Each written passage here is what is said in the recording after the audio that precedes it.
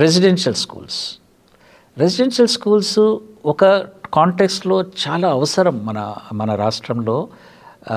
మొదటి తరానికి చెందిన బడికి వెళ్తున్న పిల్లల గురించి ఆలోచించిన కాన్సెప్ట్ ఇది. శంకరన్ గారు సోషల్ వెల్ఫేర్, దళితుల పిల్లలు చదువుకోవాలంటే ఏంటి, మొదలు హాస్టల్స్ రూపంలో వచ్చినాయి ఇవి. ఆ పిల్లల్ని ఆ పరిసరాల నుంచి, ఆ నిరక్షరాస్యత వాతావరణ పరిసరాల నుంచి బడి వాతావరణం తీసుకురావడానికి, బడికి వెళ్ళాలి, హాస్టల్లో ఉండాలనే దగ్గర నుంచి వచ్చి, లేదు ఇంకొక అడుగు ముందుకేసి ఇంకా ఒక రెసిడెన్షియల్గా మనం ఇంకా ఇన్వెస్ట్ చేయాలని చెప్పి వచ్చిన పాఠశాలలు ఇవి. చాలామంది మార్జినలైజ్డ్ కమ్యూనిటీస్ నుంచి వచ్చిన చాలా లీడర్లు కానీ, బ్యూరోక్రాట్స్ కానీ ఆ స్కూల్స్ నుంచి వచ్చిన వాళ్ళే. వాటిని చాలా మనము గౌరవించాల్సిన అవసరం ఉంది. మన కాన్సెప్ట్లో యూపీ, మధ్యప్రదేశ్ ఇవన్నీ తిరిగాను నేను, ఎక్కడ కూడా ఇటువంటి వ్యవస్థ లేదు. ఒక్కటేంటంటే ఎవరి అవసరాలకు ఆ స్కూల్ ఉంది అనేది చాలా ముఖ్యంగా డిఫైన్ చేయాల్సిన అవసరం ఉంది. మొదటి తరం ఉన్నారు మన దగ్గర. ఆ మొదటి తరం లేదా తల్లిదండ్రులు లేని పిల్లలు, సింగిల్ పేరెంట్, గర్ల్ చైల్డ్, వీటన్నిటికి కూడా అవసరాలు ఉంటాయి కాబట్టి ఆ అవసరాలకు అవి కంటిన్యూ చేయాల్సిందే. కానీ అవి సమాధానం కాదు.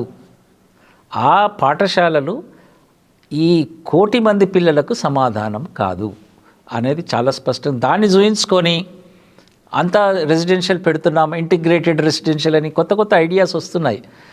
అది పాఠశాల విద్యలో కేవలం 2%, 98% పిల్లల కోసం ఆలోచించాలి. అంటే 2% కూడా ఆలోచించాలి, కానీ 2%నే ఆలోచిస్తే ప్రాబ్లం. లాస్ట్ టైం అట్లనే జరిగింది. ఓన్లీ 2% గురించి, రెసిడెన్షియల్ స్కూల్ గురించే ఇన్వెస్ట్ చేశారు, ఆలోచించారు, కానీ మిగతా వాటి గురించి ఆలోచించలేదు. అందుకోసం రెసిడెన్షియల్ స్కూల్స్ అవసరాలు ఉన్నప్పటికీ అవి సమాధానం కాదు. ఇంకొకటి ఏంటంటే, గ్రామంలో ఒక మంచి పాఠశాల 3 years టు, అంటే KG, UKG to 12th class ఒక పరిసరాల్లో మనకుంటే, ఏ తల్లిదండ్రులు 6 గంటలకు 7 గంటలకే మీరు చూస్తే గ్రామాల్లో బ్యాగులు వేసుకొని చిన్న పిల్లలు బస్సులల్లో వెళ్ళడం అనేది మనం చూస్తున్నాం. తెలంగాణలో దాదాపుగా 20-25 లక్షల మంది పిల్లలు ట్రాన్స్పోర్ట్తో స్కూళ్ళలోకి వెళ్తున్నారు. All of them. అంటే వివిధ, హైదరాబాద్లో కూడా మారేడుపల్లి ఉన్నాయన బంజారా హిల్స్ పోతాడు, బంజారా హిల్స్లో ఉన్నోడు మారేడుపల్లికి వస్తారు. సో ఇవన్నీ కూడా ఇట్లా ప్రైవేట్ వ్యవస్థ ఈ గిజిబిజిలో ఎంత అలసిపోతారు పిల్లలు. అండ్ గ్రామంలో కూడా ఆ చిన్న పిల్లల ఒకటేమో బ్యాగ్ ఉంటుంది చేతిలో, అది plastic bag, water bottle, tiffin box, వెనక ఒక 20 కిలోలు 10 కిలోల బ్యాగ్ ఉంటుంది. ఇట్లా పోతూనే ఉంటాడు వాడు, పొద్దున్నే తయారైపోతాడు. ఈవినింగ్ వచ్చేటప్పుడు చూడాలి ఏమి నేర్చి వస్తాడు అనేది. ఇది క్రుయాలిటీ, ఇది యాక్చువల్లీ. అంటే మనం అందరం చూస్తున్నాం మధ్య జరుగుతున్న క్రుయాలిటీ అండ్ చిల్డ్రన్. బట్ అదే తల్లిదండ్రులు లోకల్గా నీకు అన్ని వసతులతో బడి ఉంటే వాళ్ళు వచ్చేస్తారు బడికి. డబ్బులు ఎక్కువ ఉన్న వాళ్ళు కాదు. 34 లక్షల మంది ప్రైవేట్ స్కూల్లో చదువుతున్నారు అంటే దాంట్లో ఒక 20% తీసేయండి, 80% చిల్డ్రన్ మంచి స్కూల్ ఉంటే ప్రభుత్వ బడికే వస్తారు. ఇంకొకటి పాలకులకు ఒకటి చెప్పాల్సింది ఏంటంటే, ప్రభుత్వ బడిని పటిష్టం చేయడము అంటే మీరు పేదరికాన్ని దూరం చేసినట్టే. అంటే సంవత్సరానికి 50,000, ఉట్టి మోటా లెక్కలు తీసినాం మేము, 50,000 రూపాయలు. సో మీరు ఎంత పెన్షన్ ఇచ్చి, ఎంత ఫ్రీ కరెంట్ ఇచ్చి, ఎంత ఇచ్చిన దానికన్నా 50,000 రూపాయలు సేవ్ చేసినట్టు. ఇది 50,000 ఈజ్ లెస్ దెన్. చాలామంది నన్ను అన్నారు, ఏం సార్ మేము 70-80 కడుతుంటే మీరు 50 అంటున్నారు అంటే. లేలే భయ్, కొంచెం తక్కువ ఉన్న వాళ్ళని ఎక్కువ ఉన్న వాళ్ళని చూస్తే 50 అనుకుందాం, లెక్క చేస్తానికి కూడా ఈజీ అవుతుంది. సో 50,000 రూపీస్, ఇద్దరు చిల్డ్రన్ ఉంటే 1 lakh రూపీస్ మీరు ప్రభుత్వము ప్రజలను విముక్తి చేస్తున్నారు ఆ బర్డన్ నుంచి. యాక్చువల్లీ జూన్ వస్తే తెలంగాణ రాష్ట్రం అంతా పుస్తెలు తాకట్టు పెట్టి, చెవుకొమ్మలు తాకట్టు పెట్టి, ఆ తగాదాలు మేము చాలాసార్లు చూసాము ఇంట్లో. తల్లికి ఇష్టం బడికి పంపించాలని, తండ్రి కొంచెం అప్పుడప్పుడు బంజాయి ప్రైవేట్లో పంపిద్దాం, వద్దు ప్రైవేట్ వద్దు గవర్నమెంట్ అంటాడు. ఆయనకు విసుగొచ్చి, ప్రేమ లేక కాదు, బట్ ఆ టెన్షన్స్ ఎందుకు పడాలి, ఒక మంచి స్కూల్ ఎందుకు లేదు అనే ప్రశ్న వాళ్ళు ఎప్పుడు వేస్తూనే ఉన్నారు.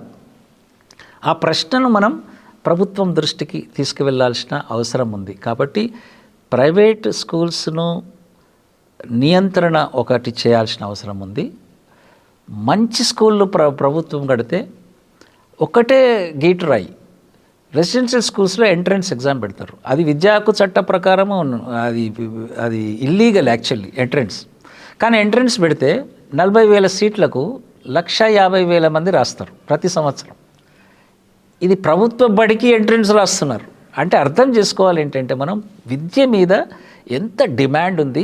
మంచి విద్య రావాలి నా పిల్లలకు. దూరం ఉన్న దుఃఖము అసలు ఎవ్రీ సండే ఆ రెసిడెన్షియల్ స్కూళ్ళ ముందర కూర్చున్న తల్లిదండ్రులు వాళ్ళకు తెచ్చిన ఆహార పదార్థాలు వాళ్ళు ఇంట్లో పెట్టలేకపోతున్నారు కాబట్టి వాళ్ళకు మటన్ తీసుకొస్తారు, మంచి భోజనం తీసుకొస్తారు, పేళ్ళు దువ్వుతారు, మంచిగా దువ్వుతారు, అంటే ఒక స్పెండ్ చేస్తారు ఒక డే అంతా. ఎట్లా అంటే ఆ వెళ్ళేటప్పుడు చూడాలి ఆ సీను, అదేదో జైల్లోకి పోయినట్టు, ఆ అమ్మాయి ఏమో జైలుకి పోతున్నట్టు, జైలు ములాఖాతే ఇది.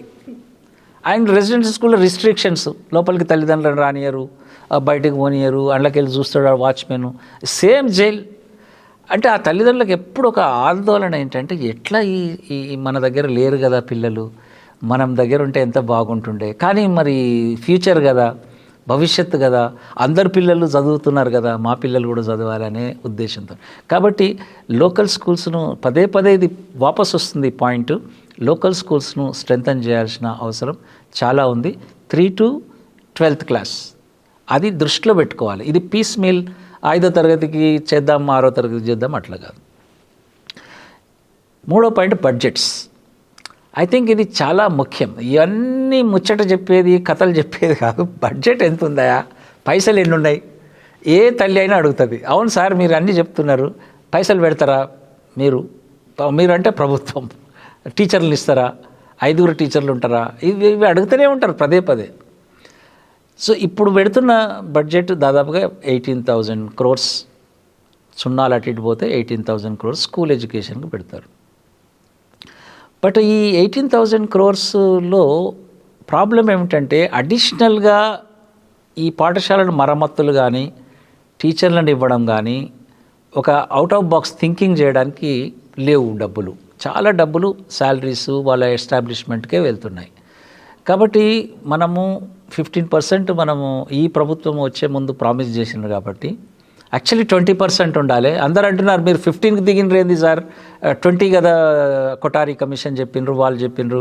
సరే వాళ్ళు అన్నారు కదా భయ్, వాళ్ళు 15 అన్నారు కదా, 15 పెట్టినాక లాగుదాం అనేది ఒక డిబేట్ నడిచింది. ఎస్డిఎఫ్గా మనం కూడా చాలాసార్లు గవర్నమెంట్తోని ఫార్మల్గానే రిప్రజెంట్ చేశాం, మేనిఫెస్టోలో పెట్టమన్నాం, పెట్టారు వాళ్ళు. అండ్ తర్వాత కూడా మాట్లాడుతూనే ఉన్నాం బడ్జెట్లో ఎట్లాగైనా చేసి 15% ఉండాలని. బట్ ప్రాబ్లం ఏంటంటే ఇప్పుడు 7.3%కి వచ్చింది. సో 3 లక్షల కోట్ల బడ్జెట్ రమారమి, ఈ 7% వేసేసరికి 21,000 crores వచ్చింది. అది హైయర్ ఎడ్యుకేషన్కు, టెక్నికల్ ఎడ్యుకేషను, ఇంటర్ ఎడ్యుకేషన్ తీసేస్తే ఒక 18,000 ఉంది. బట్ దాంట్లో చాలా వరకు we have to pay salaries, ఇవన్నీ. బట్ నువ్వు శాలరీస్ ఇచ్చి అదనపు డబ్బు లేనందువల్ల ఈ డబ్బు కూడా వేస్ట్ అవుతుంది. అది ఒక పెద్ద ప్రమాదంలో ఉన్నాం మనం. అది బూడిదలో పోసిన పన్నీర్ అంటారు కదా, అట్లనే అయిపోతుంది. టీచర్లకు శాలరీలు ఇవ్వద్దా అనేది అంటలేం మనం. అడిషనల్ ఫండ్ ఏదైతే ఉందో 15% అంటే 45,000 crores, ఇప్పుడు 18,000 crores ఇస్తున్నారు. ఈ నెంబర్ పెద్దగా అనిపించవచ్చు, కానీ 15% is nothing in the education, in the 3 lakhs crores. కాబట్టి 15,000 crores పక్కకు పెట్టుకొని ఈ 3 to 18 years పిల్లలకు ప్లానింగ్ జరిగితే ప్రైవేటుకు పోయిన వాళ్ళని వదిలిపెట్టడానికి వీలు లేదు. మన రాష్ట్రం పిల్లలు వాళ్ళ కోసం ప్లానింగ్ జరిగితే పిల్లలందరూ ప్రభుత్వ బడికి వెళ్ళడానికి ఆస్కారం ఉంటుంది. కాబట్టి బడ్జెట్లో మనం చూసినాం civil works.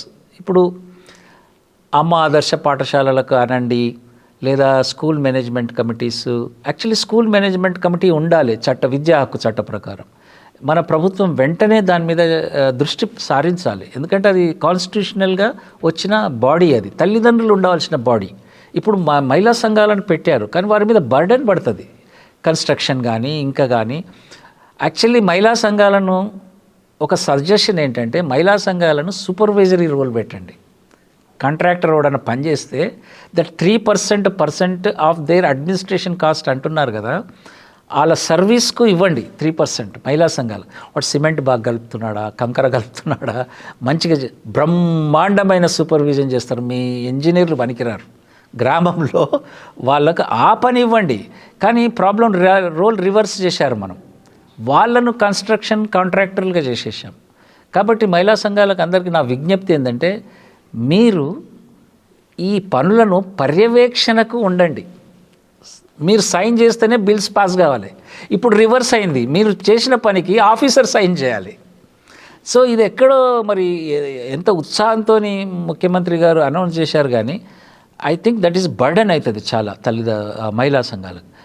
But school management కమిటీని ఏర్పాటు చేయాలి. ఒక 3-4 ఏళ్ళ స్కూల్ మేనేజ్మెంట్ కమిటీస్ లేరు మన రాష్ట్రంలో. అది విద్యకు చట్ట ప్రకారంగా ఇల్లీగల్ అవుతుంది లేకపోతే. కాబట్టి ఆ కమిటీస్ని ఏర్పాటు చేయడం, ప్లానింగ్లో. ఒక ముఖ్యమైన అంశం టీచర్స్. ప్లానింగ్లో టీచర్స్ను ఇన్వాల్వ్ చేయవలసిందే, షార్ట్ కట్ లేదు. వాళ్ళు ఒక హెడ్ మాస్టర్ నన్ను అన్నాడు సూర్యాపేటలో, సార్ మొత్తం ప్లానింగ్ నేను ఒక్క రోజులో చెప్పేస్తా సార్ అన్నాడు. ఆయనది 35 ఏళ్ళ సర్వీస్. లొసుగుంది, ఏది కరెక్ట్ చేయాలి, ఈవెన్ టీచర్స్ నుంచి వచ్చే వ్యతిరేకతను కూడా ఆయన గమనించి ఎక్కడెక్కడ కరెక్ట్ చేయాలి అండ్ ఆ వ్యతిరేకతను ఎట్లా తీసుకోవాలి, నా దగ్గర ప్లాన్ ఉంది సార్ అన్నాడు. సో ఇటువంటి టీచర్స్ ఉన్నారు చాలామంది. టీచర్స్ ఒక తపనతో ఉన్న టీచర్స్ ఉన్నారు. వాళ్ళతోని ఈ ప్రణాళికలు చేసేటప్పుడు వాళ్ళను ఏమాత్రం కూడా ఇంక్లూడ్ చేసుకోకుంటే ప్రమాదం. కాబట్టి వాళ్ళను ఇంక్లూడ్ వాళ్ళ దగ్గర ఐడియాస్ చాలా ఉన్నాయి. చాలా కష్టపడి పనిచేస్తున్న టీచర్లను చూస్తాం మనం. ఒక టీచర్ ఇక్కడే ఉంటాడు, షెడ్రాక్ అని, ఒక ట్రాన్స్ఫర్ అయ్యిండు, అక్కడ పోయి ఊడవడం మొదలుపెట్టాడు, క్లీనింగ్ చేయడం మొదలుపెట్టాడు. యాజ్ ఎ టీచర్ డీప్రొఫెషనలైజ్ చేసేసాం వాళ్ళను. వాళ్ళ పని ఏంటి, వాళ్ళను మనము దృష్టిలో ఉంచుకోవాలి. ఇంకొక గ్రూప్ ఉంది గ్రామంలో ఆర్గానిక్ ఇంటెలెక్చువల్స్ ఉంటారు, ప్రతి పంచాయతీలో ఉంటారు. అసలు మీకు ఓట్లు ఏం చేయలేదంతా వీళ్ళు మీ పార్టీలలో తిరిగేటోళ్ళు అందరూ ఉంటారు. అందులో ఎడ్యుకేషన్ ఇంట్రెస్టింగ్ గ్రూప్ ఉంది ఒకటి. మేము తిరిగిన క్రమంలో వాళ్ళతో కూడా కూర్చోవాలి. వాళ్ళ క్లియర్ ఐడియా ఉంటుంది. ఎందుకు సార్ ఇక్కడ ఓకే, ఇక్కడ స్కూల్ ఉండాలి, ఇక్కడ స్కూల్లో పిల్లలకు టీచర్లు ఉండాలి, ఎట్లనో ప్లాన్ చేస్తూనే ఉంటారు వాళ్ళు. సో వీళ్ళను మనము పరిగణనలోకి తీసుకోవాల్సిన అవసరం ఉంది. యూనియన్స్ ఎట్లాగుంటారు కాబట్టి. బట్ టీచర్స్ ఎవరైతే క్రైటీరియా ఏంటంటే, ఎంతమంది ఎక్కువ మంది పిల్లలున్న స్కూల్ టీచర్స్ ఉన్నారో వాళ్ళు చాలా కష్టపడుతూనే ఉంటారు అక్కడ. మాదేం పోయిందిలే, వచ్చినోడికి చెప్తాం, లేనోడికి లేదు అనే స్కూళ్ళల్లో ఉండరు పిల్లలు. లేదు ఎట్లయినా చేసి నేను స్ట్రెంత్ పెంచుతాం సార్ 60 ఉండిరి 150 చేసిన అని చెప్పిన టీచర్లు ఎంతమంది మన ఎస్డిఎఫ్ మనం తిరిగినప్పుడు చాలామంది చెప్పారు మనకు. స్ట్రెంత్ పెంచిన, కష్టపడ్డా, దుకాణాలకు పోయినా, పెళ్ళాలకు పోయినా, ర్యాలీ తీసిన, ఎన్నో చెప్పిండ్రు. సో ఇటువంటి టీచర్స్తోని మనము ఆ ప్లానింగ్లో ప్రాసెస్లో ఉంచవలసిన అవసరం ఉంది. ఇంకొక ముఖ్యమైన పాయింట్ ఏంటంటే, స్కూల్స్లో ఆల్రెడీ స్ట్రెంగ్త్ ఉన్న స్కూల్స్లో, స్ట్రెంగ్త్ ఎక్కువ ఉన్న స్కూల్స్లో వాటి టీచర్స్తోని సమావేశాలు ఏర్పాటు చేసి వాటికి సాచురేట్ చేసేయాలి ఇమీడియట్గా. 1000 కోట్లు అవుతుందా 500 కోట్లు అవుతుందా ఏమో, కానీ ఆ స్కూల్స్కు ఇన్సెంటివ్ ఇవ్వాలి. ఏదైతే మంచిగా పనిచేస్తున్నారో వాళ్ళకి ఇన్సెంటివ్ ఇస్తుంటే మిగతా స్కూల్స్లో ఒక వాతావరణం ఏర్పడుతుంది, కమ్యూనిటీలో ఒక వాతావరణం. ఓహో, పిల్లలు ఎక్కువ ఉంటే బడ్జెట్ వస్తుందా, మనం ఎందుకు ప్రయత్నం చేయకూడదనే ఒక వాతావరణాన్ని ఒక క్యాంపెయిన్ రూపం తీసుకోవాల్సిన అవసరం ఉంది దీంట్లో.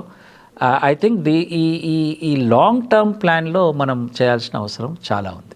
ఐ థింక్ టీచర్స్కు కూడా చాలా బర్డెన్స్ కూడా ఉన్నాయి. వాళ్ళకు డాక్యుమెంటేషన్ వర్క్ ఉంది, మిడ్ డే మీల్ ఉంది. తమిళనాడులో మిడ్ డే మీల్లో ఈ టీచర్స్ మీద భారం లేదు. ఆ మోడల్ చూసి రావాలి మన ఆఫీసర్స్. ఎందుకంటే టీచర్స్ మీద టీచింగ్ ప్రొఫెషన్ టైంను తీసేసుకుంటున్నాం మనం. ఆ టైం తీసేసుకోవడం వల్ల టీచర్స్ కూడా స్లోగా టీచింగ్ మీద కన్నా వీటి మీద ఎక్కువ, అండ్ అడిగేటోళ్ళు ఎక్కువ వీటి మీద ఉన్నాయి. ఆంధ్ర ఎంతమంది తిన్నారు, ఎస్సీ ఎంతమంది తిన్నారు, బీసీ బాయ్స్ ఎంతమంది తిన్నారు లెక్క రాయాలి. పెయింటింగ్ వేశారా, పెయింటర్ వచ్చాడా, కాంట్రాక్టర్ వచ్చాడా, అమ్మ ఆదర్శ పాఠశాల కమిటీ బ్యాంక్ అకౌంట్ ఓపెన్ చేశారా? లాస్ట్ టైం బ్యాంక్ అకౌంట్కు తిరుగుడు తిరగలే హెడ్ మాస్టర్లు. సో ఇవన్నీ పనులు టీచర్ ప్రొఫెషన్ను డిగ్రేడ్ చేస్తున్నాయి. కాబట్టి టీచర్ అకౌంటబిలిటీ పెరగాలి అంటే వారికి పాఠాలు చెప్పే హక్కును తీసివేయడానికి వీల్లేదు. ఆ రైట్ ఇచ్చి అకౌంటబిలిటీ అడగాలి. అప్పుడే కానీ మన విద్యా వ్యవస్థలో ఇప్పుడు లెర్నింగ్ లెవెల్స్ కానీ చాలా వెనుకబడి ఉన్నాం. మనము ఇప్పుడు నివేదికలన్నీ తెలంగాణ చాలా వెనుకబడి ఉంది, నార్త్ ఈస్ట్ స్టేట్స్ కన్నా వెనుకబడి ఉన్నాం. కాబట్టి ఇవన్నీ టీచర్స్కి తెలిసిన విషయాలే. కాబట్టి వీటిని టీచర్స్గా ఒక గ్రూపుగా ఫామ్ అయ్యి ఆ గ్రూప్స్ను మన ఇన్పుట్ తీసుకోవడము, లొసుగులు వాళ్ళకి తెలుసు. అండ్ కొంతమంది టీచర్స్ చాలా రెస్పాన్సిబుల్ టీచర్స్ ఉన్నారు, కొంతమంది అకౌంటబిలిటీ లేని టీచర్స్ కూడా ఉన్నారు. వాళ్ళని కూడా మనం మోటివేట్ చేయాల్సిన అవసరం ఉంది. వీళ్ళతోనే పనిచేయాలి. మన రాజకీయ నాయకులతో వీళ్ళతోనే ఎట్లా పనిచేయాలనో ఈ టీచర్లను కొత్త వాళ్ళని తేలేం మనం. ఆ టీచర్స్ను మోటివేట్ చేసిన సందర్భాలు చాలా ఉన్నాయి. ఆఫీసర్స్ ఐఏఎస్ కే రాజు గారు, ఇప్పుడు విజయ్ కుమార్ గారు డైరెక్ట్ డీల్ చేసేది టీచర్స్తోనే. మన సమస్యలు ఉంటే చెప్పండి అని చెప్పడం. సో సమ్వేర్ ఈ బ్యూరోక్రసీలో హైరార్కీలో ఎక్కడో దగ్గర వాళ్ళ listen to the teachers, listen to the parents, ఈ రెండు మిస్సింగ్ ఉన్నాయి. ఈ రెండు కనుక జరిగితే తప్పకుండా ఒక ప్రణాళిక సీరియస్నెస్ వస్తుంది అనేది చాలా ముఖ్యం. తెలంగాణలో ఇంకొక ముఖ్యమైన అంశం మనము గమనించాలి. మిగతా రాష్ట్రాల కన్నా ఈ అంశం ఏమిటంటే అర్బనైజేషన్ అవుతుంది. ప్రజలు పట్టణాలకు వెళ్ళిన క్రమం మనం చూస్తున్నాం. 2001, 2011 సెన్సెస్, 1991 సెన్సెస్ నుంచి కనుక తీసుకుంటూ వస్తే ఇప్పుడు దాదాపుగా 40% పాపులేషన్ అర్బన్లో ఉన్నారు.